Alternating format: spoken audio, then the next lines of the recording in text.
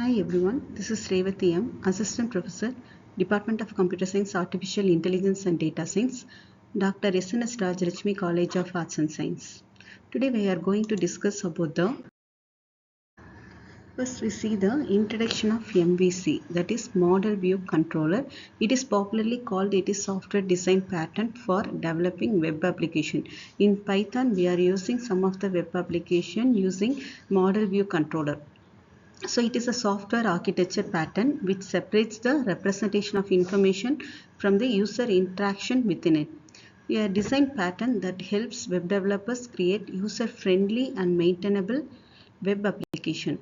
So it was developed in the mid-90s. So the parts of MVC, that is a model view controller pattern, is made up of following three parts. First one is a model view controller. So this architecture is a popular design pattern used in software development to separate an application into the three main logical components, that is a model, the view and the controller.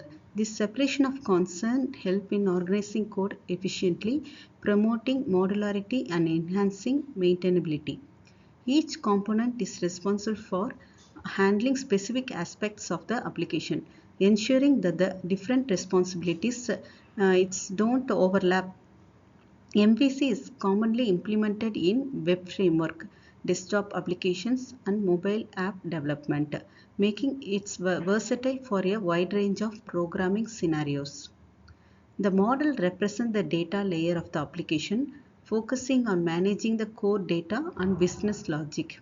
It is where data is stored, retrieved, and manipulated, often through an object relational mapping, that is a ORM layer, especially in web application. The model acts as a bridge to the database handling tasks such as a create, read, update and delete, that is called as a CRUD operations, and encapsulates the application rules and logics. For instance, in an e-commerce app, the model would handle information related to products, uses and the orders, ensuring that the data remain consistent and secure. Importantly, the model operates independently of the user interface, meaning that any changes to the model do not impact the design of the app front end. Next one is a view. It is responsible for the presentation layer, displaying information to the user through the application user interface. This component interacts directly with the user and renders data in a user-friendly formats, which could be in HTML for web application or graphical component for desktop or mobile interfaces. Views are typically designed to reflect real-time changes in the data, ensuring that the user always see up-to-date information. For example, in a blog application, the view should manage the layout and presentation for blog posts, author profiles, and comments. Additionally, the view may include interactive elements like buttons, forms, or slides that the user can engage with, facilitating user input and interaction. The third one is a controller. It acts as the intermediary between the model and the view, handling user input, processing requests, and controlling the flow of data between the model and the view. When a user interacts with the application, such as submitting a form or clicking a button, the controller interprets the input and call upon the model to retrieve or modify data are necessary. When the model has processed the data, the controller then updates the view to reflect any changes. In this way, the controller serves as a central point that maintains synchronization between the data and its visual representation, managing user interaction and ensuring the application operates smoothly. So the MVC pattern organizes the application into clear, distinct roles, making it easier for developer to build, scale, and maintain robust applications. Next one is the model view controller. We already discussed what is model and what is a view and what is a controller.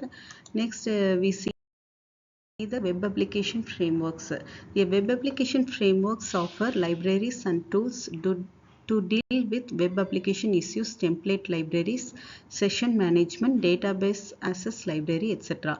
Some frameworks also offer an abstraction from the underlying enabling technologies. Many frameworks follows the model view controller design pattern number mix of application logic and view. For example, not like in JSP, increasing modularity and reusability. So use of web application, although originally developed for personal computing, model view controller has been widely adopted as the architecture for World Wide Web application in all major programming language. So early web MVC frameworks took a thin client approach that placed almost the entire model view and controller logic the server. So in this approach, the client send either hyperlink requests or form input to the controller, and then receivers updated the web pages from the view. The model exists entirely on the server. So next one is a web application framework. For example, the user model represents the data and business logic. The user view display the user interface and presentation. So the user control manages input, updates the model and select the view to render. When you run the main app, it will save the user data to the database. That is simulated by the print statement. Next one is a display the user's name and email using the user view class. Next, we see the capabilities of web application frameworks. So some of the capabilities in web application, first one is routing, request response handling, template engine, database integration, authentication, authorization, security and modularity. So what is routing? Routing in Django, it defines the files and URL patterns. We are using template engine, database integration, authentication and authorization. These are all the capabilities of the web application framework. We come to the end of the section. I hope you enjoy this session. Thank you.